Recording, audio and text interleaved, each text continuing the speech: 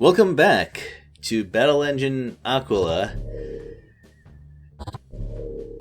I've heard a couple of conflicting things now about how it's pronounced. I guess I'll just go with how the... I actually don't even remember how the game pronounces it. They don't even really talk about the Battle Engine anymore. We're kind of past that. That was a Chapter 1 and Chapter 2 thing about how important the Battle Engine is. And that's fine. The war is bigger than that. This is it, people. It's what we've been waiting for. Payback time. That's right.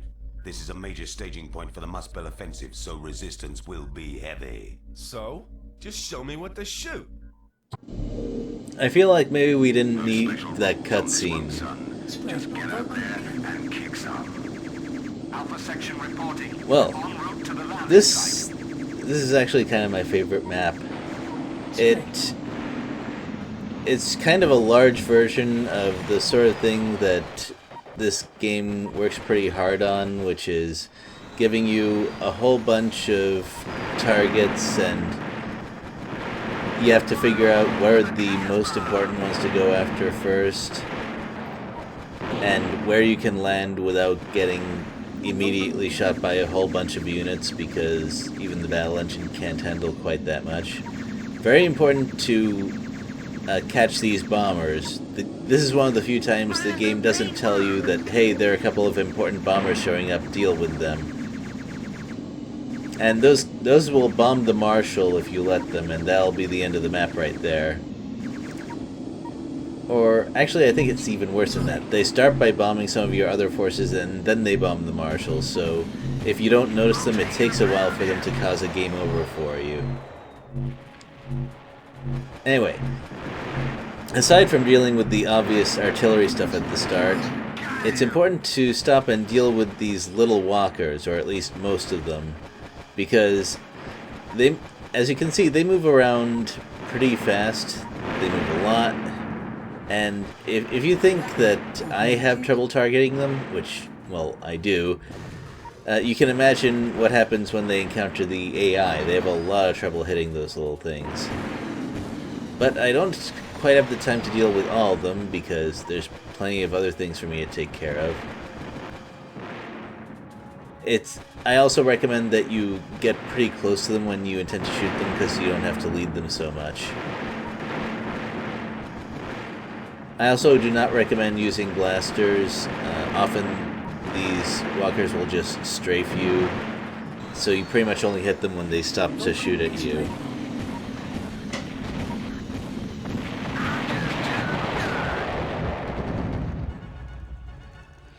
Well, once that's done, it helps to go to the back of the island, kind of ahead of the rest of your forces, for a couple of reasons. One is that you can deal with these guys more cleanly than your allies can. Also, there's a couple of buildings here. It's good to get rid of them so that they don't produce too many more units. And third, your allies are going to try something sneaky here that they don't really tell you about beforehand in the briefing or anything. This is Beta section. We're starting our approach to northeast. And that's what it is. They're going to land on the back of the island and attack from there, except there's a whole bunch of tanks and stuff back here, and there's no other allied forces around here to take them out, so you have to know about this, go in and prepare a landing zone, or else you're just going to shoot the landing craft before they can drop any forces off. That's actually kind of a problem, what just happened back there, because Casbah is very useful for this map. Unfortunately, there's not a whole lot you can do to keep them alive. There aren't a whole lot of fighters, however, there's plenty of turrets that shoot at airborne units. And, well, you can't get rid of all of them, and you can't tell Casbah where to go. So that's that. And I'm afraid you're going to have to get used to that low armor warning noise for a while, because I have some things to do here. Landing area is not secure. We're under fire. Now, that's the message you get when something shoots at the transport. Fair enough.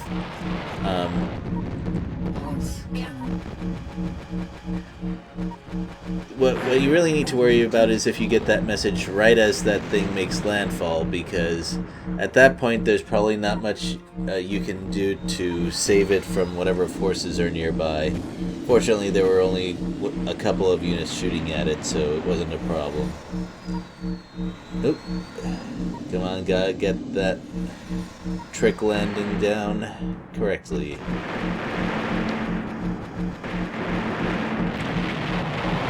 That's a very helpful trick that you can learn on, I think, the second map, and it serves you well right from there.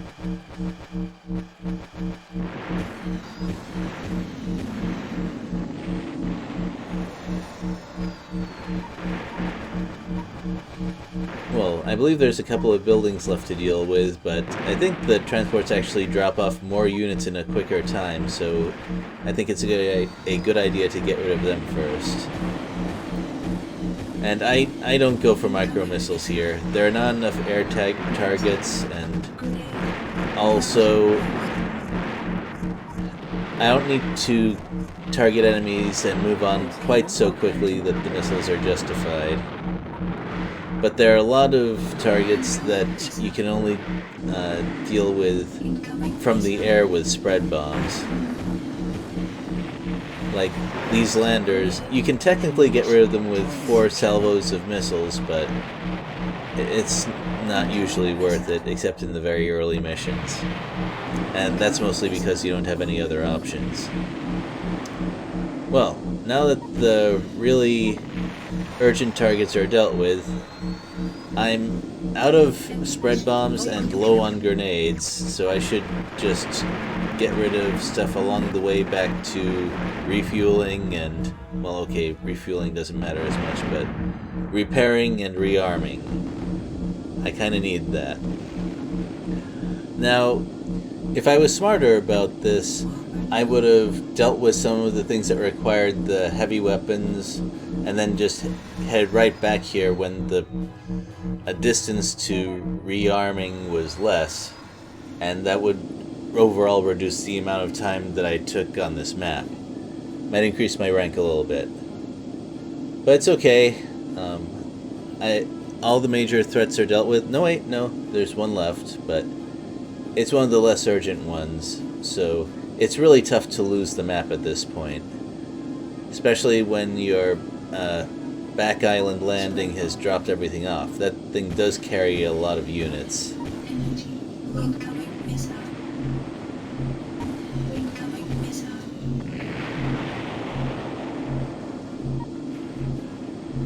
Incoming missile. Ooh, that was a kind of a rough landing, but no big deal. Unfortunately, all of those static turrets count towards not having the map completed yet, so you do have to get rid of all of them on your way to other stuff. And yeah, they have a battleship just offshore to provide artillery support, except someone forgot to tell them to actually use them. Well, okay, that's being a little uncharitable. Maybe it would fire at your allies if they got close enough to it, but I've never seen that actually happen. I mean, that thing should probably have enough range to hit stuff all the way on the other side of the island. And it should be able to move to where it's most needed, but I've never seen it. I don't know, maybe they just didn't have enough crew for it or something? Weird. Well, that makes my job easier. And now all that's left is mopping up the last couple of things.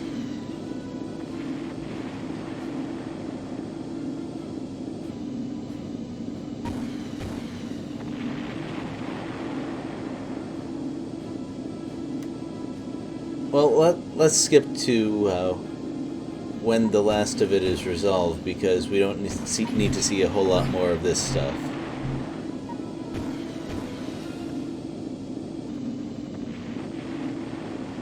All the enemy ground forces have been wiped out. Nice work, son. Well, that's it. Maybe if they didn't count turrets towards finishing the mission, it would be a little cleaner. Also, I guess if I memorized where the turrets were and had a good route for getting rid of them along the way to extra stuff, I could probably finish the map faster and get a better rank, but I'd rather just move on. Now, this map is designed around a new battle engine type called the Sniper, but we're not going to use that. And the main reason is that the railgun it brings is slow to fire, and it takes 2 hits to destroy the rather fragile targets of this map. Take out those radar installations and ensure the prison complex. And also that stealth device isn't that useful, so I'm just going to bring the Lancer and torpedo everything. Now, what I just described isn't actually the worst thing about bringing the stealth machine over here. The worst part is this target over here. Yes, this larger radar building. While it is a little bit annoying and time-consuming to snipe the smaller targets, the real problem is that you don't really have enough ammo for that thing to destroy a building, nor does it destroy it quickly. Like, the rail cannon is not good at destroying large buildings, and you don't really have any other weapons that can deal with it, so it's just a bad choice. Maybe they should have reconsidered or given that thing a better loadout, because this is the only mission where I would even consider using it, and that would be if it was better at sniping the smaller targets and had something to deal with the larger one. Like, stealth uses a lot of energy. It doesn't last very long. And most of your problems in this game are not due to enemy attention, exactly. It's from accomplishing things fast enough that your allies survive. A radar site has been destroyed. Incoming missile. Energy low. Oh well. I mean, it's not great mission design, but at least only one mission has this particular problem, so I guess it could be worse. Missile being raised. I will also give this mission credit for not requiring you to be undiscovered for the entirety of the mission, so thank you at least for not making it a forced stealth mission. I appreciate that. It doesn't actually force you to use the stealth engine version either. So I guess the entire summary of this map was it could have been worse.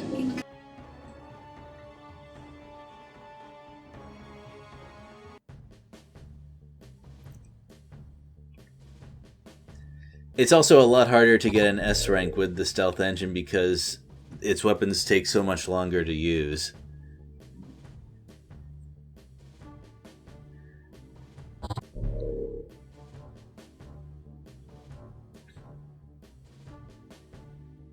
Well, we're finally finishing up this rescue arc. And yep, this is a rare use of the Lancer.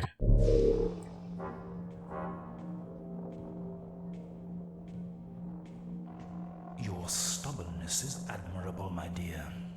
But I advise you not to try my patience further. Go to hell. I'm not telling you anything. As you wish.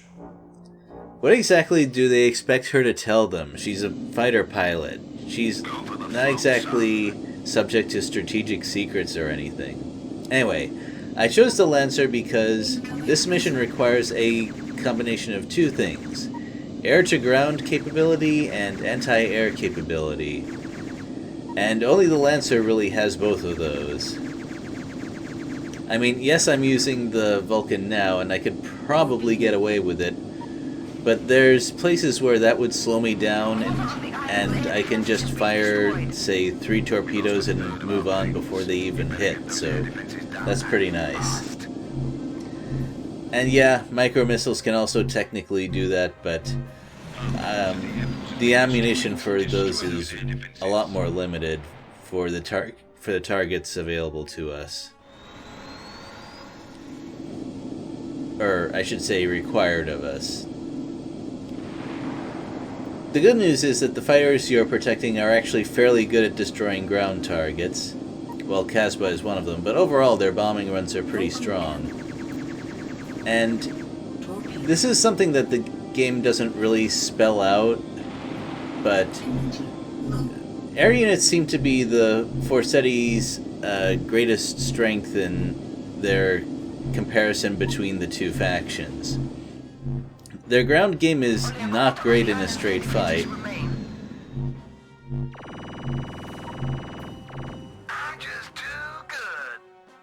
However, there's a reason that the named helpers that you choose from at the start are air units. They're also the ones that tend to make the biggest impact in battle when you actually get some on your side. And that's why it's nice to provide a little bit of anti-fighter cover for them when you get the chance, although the nature of this game means that you often do not have time for it.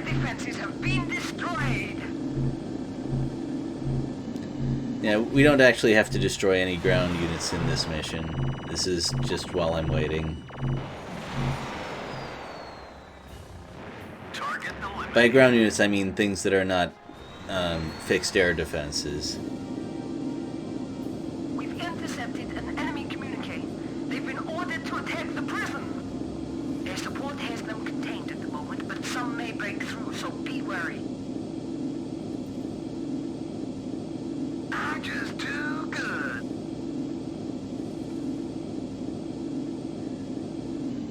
I guess it also plays into how the only Forseti superweapon you see is an aircraft carrier. Kind of fits with the theme. I guess that's what they would use if they reached the later tech phase of the fiction, well, the imaginary battle engine first person. Did I just say first person? I meant real-time strategy. I need to get my genres worked out. Yeah, we knew that was going to happen. Fox missile. So this is a lot of air units for me to deal with.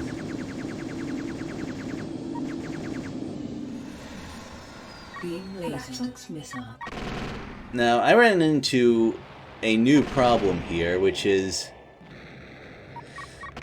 the lock-on system for the Flux missile just kind of said, I don't wanna. Like right there. I pointed at it, at the enemy, and it just kind of wouldn't lock on sometimes. Well, the good news is that I got rid of enough of the bombers to make it work.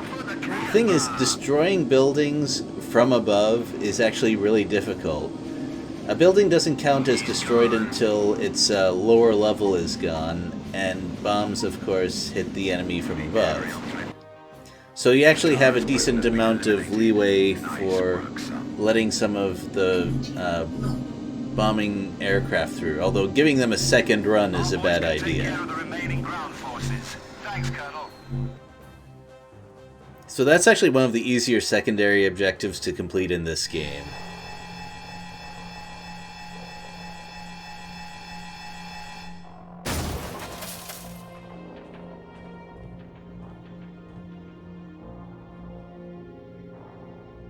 Need a ride? And I guess I took too long, or maybe I let the building take some damage, whichever. Moving on, we've got the final 3 missions ahead of us. I'm gonna have to pull a couple of trick shots for this one. We'll see you then. Later, everyone.